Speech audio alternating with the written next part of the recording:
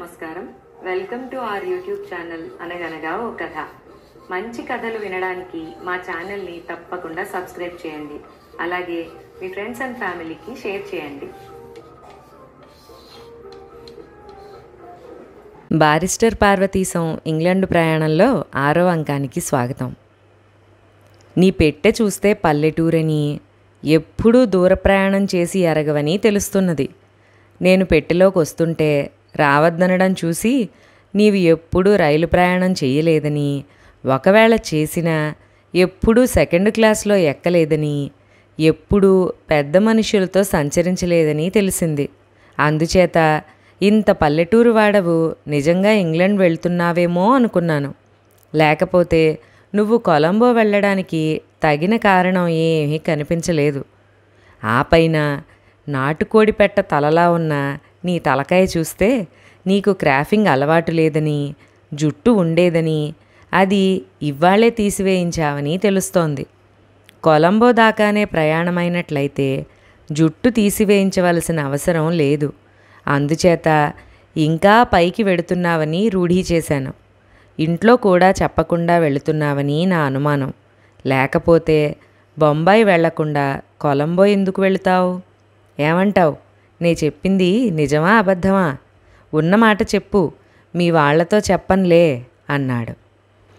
ఆయన మాటలు ఒక్కొక్కటే వింటూ ఉంటే నా పై ప్రాణాలు పైనే ఎగిరిపోయాయి. ప్రపంచంలో ఇంతమందిని చూశాను, కానీ ఇలాంటివాడిని మట్టుకెప్పుడూ చూడలేదు. ఈయన అరవవాడైనా అఖండుడులాగా ఉన్నాడు. తెలుగు కూడా బాగానే మాట్లాడాడు. ఒకవేళ తెలుగుదేశంలో ఉన్నాడేమో కొంతకాలం. ఏమైతేనేమి, అఖండమైన తెలివితేటలు. మన గుట్టంతా తెరిచిన పుస్తకంలో చదివినట్టు నిమిషంలో కనిపెట్టేశాడు. ఈయన వల్ల ఏమీ ప్రమాదం రాదు కదా అనుకుని, అయినా ఈయనెవరో, ఈయన సంగతులేమిటో, సందర్భం ఏమిటో అడిగి తెలుసుకుందాం. ఎలాగైనా ఈయనతోటి కొంత స్నేహంగా ఉంటేనే నయం అనుకున్నాను. లేకపోతే కోపం చేత ఇంటికి ఉత్తరం రాస్తే చిక్కు. ఎందుకైనా కొంచెం జాగ్రత్తగా ఉండడమే మంచిదని. చిత్తం, తమరు ఊహించింది చాలా భాగం వాస్తవమే. నేను ఇంగ్లాండ్ వెళుతున్నాను. తమదే ఊరు? తెలుగు కూడా బాగా మాట్లాడుతున్నారు. తెలుగుదేశంలో ఎప్పుడైనా ఉన్నారా ఏమిటి అన్నాను. అనేటప్పటికీ ఆయన కొంచెం నవ్వి, అబ్బాయి, మాది తిరుచునాపల్లి. నేను చిన్నప్పటి నుంచి తెలుగుదేశంలోనే ఉండేవాడిని.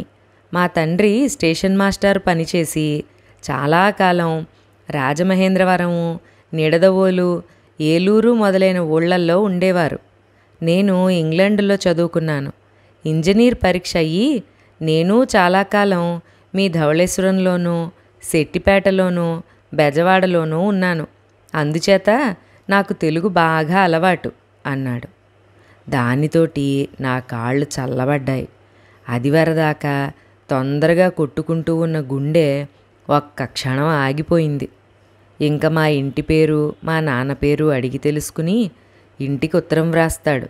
నా కొంప మునిగింది అనుకున్నాను. మరొకళ్ళైతే గుడ్లు మిటకరించేవాళ్లే. నేనింకా కొంచెం ధైర్యం గలవాణ్ణి గనుక ఆగిపోయిన గుండెను ఆడించి మళ్ళీ ఆయనతోటి సంభాషణ ఆరంభించాను. చిత్తం, అలాగా అండి? ఇంగ్లాండ్ దయచేశారా అండి? అక్కడ మన వాళ్ళెవరైనా ఉంటారా అండి? బస అది దొరికిందా? భోజనం అది సదుపాయంగా ఉంటుందా అండి అన్నాను. ఉన్నారు, ఏదో కొద్దిమంది మన వాళ్ళు ఉన్నారు. మొత్తం మీద సౌఖ్యంగానే ఉంటుంది అని. అబ్బాయి, నీకక్కడ స్నేహితులు ఎవరైనా ఉన్నారా? అక్కడికి ఏమేం కావాలో అన్నీ కొనుక్కున్నావా? అక్కడ ఎలా నడుచుకోవాలో, ఆ దేశాచారాలేమిటో ఏమైనా తెలుసుకున్నావా అని అడిగాడు.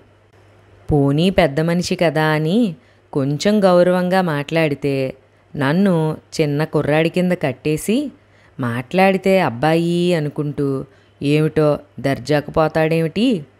ఈయన ఎక్కువేమిటి, నా తక్కువేమిటి? ఈయన ఇంగ్లాండు ఇదివరకు వెళ్ళాడు, నేను ఇప్పుడు ఎడుతున్నాను, అంతే తేడా.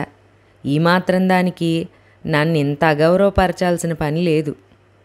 కాబట్టి ఈయనతో ఇంక సంభాషణ కట్టి పెడితే బావుంటుందని ఆయన అడిగిన దానికల్లా ఆ అని ఊ అని ఏకాక్షరంతోటి సమాధానం చెప్పి ఆయన ఇంకా ఏమిటో అడుగుతోంటే వినిపించుకోకుండా కళ్ళు మూసుకుని నిద్రపోతున్న వాడి వలె వెనక్కి జార్లబడి కూర్చున్నాను.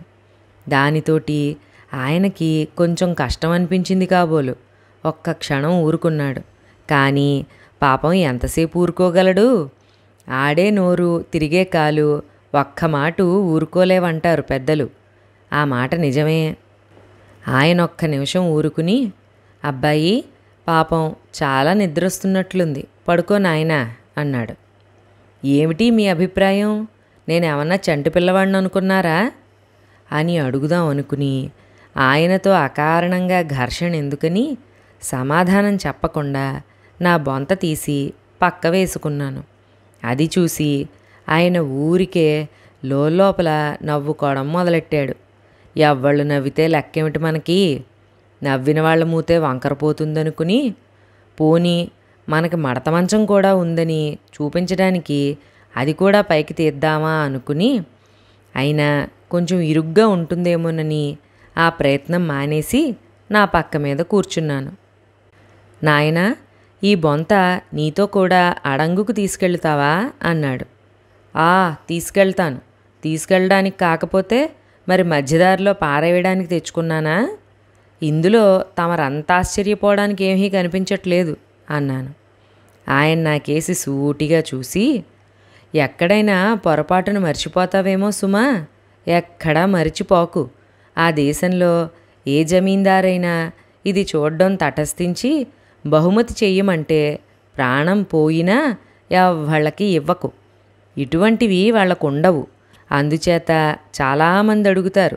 జాగ్రత్త సుమా, ప్రాణప్రదంగా కాపాడుకో, పోగొట్టుకోకు. నీకిష్టమైతే మళ్ళీ ఇంటికొచ్చేటప్పుడు బ్రిటిష్ మ్యూజియంకు బహుమతి చెయ్యవచ్చు అని నాకు సలహా ఇచ్చి మళ్ళీ నవ్వడం ఆరంభించాడు. చిత్తం, ఈ విషయంలో తమ హితోపదేశం అనవసరం అని ఆయన్ని మార్చాను. ఆయన అలాగే గుడ్లు మిటకరించి నాకేసి చూస్తూ తనలో తను నవ్వుకుంటూ కూర్చున్నాడు. నా దారిని నేను పడుకుని సుఖంగా నిద్రపోయాను. కానీ లోపల మట్టుకు బెదురుగానే ఉంది. ఆ మడత మంచమో పైనున్న మరచెంబో పట్టుకుపోతాడేమోనని. అయినా భయపడుతున్నట్లు కనిపించకూడదనుకుని నిద్రపోతూ మధ్య మధ్య మెళుకు తెచ్చుకుంటూ సామానుకేసి చూసుకుంటూ పడుకున్నాను. ఒకసారి లేచి చూసేటప్పటికీ ఆయన ఎక్కడ దిగాడో కానీ పెట్టెలో లేడు. కానీ సామానంతా జాగ్రత్తగానే ఉంది. శని విరగడైంది కదా అనుకున్నాను. మళ్ళీ ఎవ్వళ్ళు ఆ పెట్టెలోకి ఎక్కలేదు. నేను లేచేసరికి బాగా తెల్లవారింది. దంతధావన ప్రయత్నం చేశాను. నీళ్ల సంగతి ఎలాగా అనుకున్నాను. నేను కూర్చున్న గదిలో ఒక మూల లావెటరీ అని తలుపు మీద రాసి ఉంది. అదేమిటో చూద్దాం, అందులో ఏమైనా నీళ్లుంటాయేమోనని తలుపు తీసుకుని లోపలికి వెళ్ళాను. గది బహుశుభ్రంగానే ఉంది.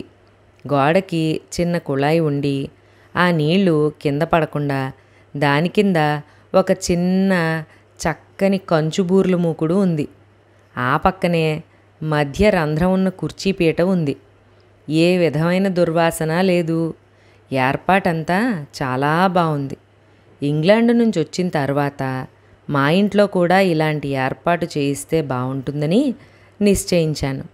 కుళాయి దగ్గరికి వెళ్ళి తిప్పబోయాను. ఎంత తిప్పినా తిరగలేదు. ఎలాగా అని ఆలోచిస్తూ మరొక మాటు గట్టిగా తిప్పవలనని ప్రయత్నం చేశాను. చెయ్యి జారి ముందుకు కుళాయి మీద పడ్డాను. అది వరదాకా ఎంత తంటాలు పడ్డా తిరగని కుళాయి దానిమీద చెయ్యి జారి పడ్డంతోటే ఝయ్యి అని నీళ్ళొచ్చి నా ఒంటి నిండా పడ్డాయి. మళ్ళీ నేను లేవడంతోటే ఆగిపోయాయి. ఏమిటి మాయా అని ఆలోచించి చూస్తే ఆ మీట లోపలికి నొక్కితే నీళ్ళొస్తాయి కదా అని తెలుసుకున్నాను. దంతధావనాది కాలకృత్యాలు తీర్చుకుని స్టేషన్లోకి అమ్మ వచ్చిన 4 ఇడ్లీ ముక్కలు తిని కాసిని కాఫీ నీళ్లు తాగి రైలు రోడ్డు పక్కనున్న దేశమంతా చూస్తూ కూర్చున్నాను. అరవ దేశం కూడా చాలా చక్కని దేశమే. ఇంత చక్కగా ఉంటుందని ఎప్పుడూ అనుకోలేదు. ఎక్కడ చూసినా మంచి మంచి తోటలు, పంట భూములు, గొప్ప గొప్ప దేవాలయాలు, అంతా మన డెల్టాలాగా ఉంది. మధ్యాహ్నం ఒక స్టేషన్లో గార్డు వచ్చి భోజనం కావాలా అని అడిగాడు. నా భోజనం సంగతి వీడికెందుకు? వీడేమన్నా పెడతాడా ఏమన్నానా? పెడితే మట్టుక్కు మనం తింటాం గనకనా అని. అక్కర్లేదు అన్నాను. అయితే మరేం చేస్తారు అన్నాడు. సరే ఏదో చేస్తాలే అన్నాను. వాడు నా ముఖం కేసి చూసి పెదవి విరిచి కనుబొమ్మలు భుజాలు ఎగరేసి చక్కాపోయాడు. భోజనం సంగతి ఏం చేయడానికి తోచక మళ్ళీ ఏదో కాస్త చిరుతిండి కొనుక్కు తిని కాసేపు పడుకుని నిద్రపోయాను. సాయంత్రం సుమారు 5 గంటలు అయ్యేసరికి ట్యూటికోరిన్ చేరాను.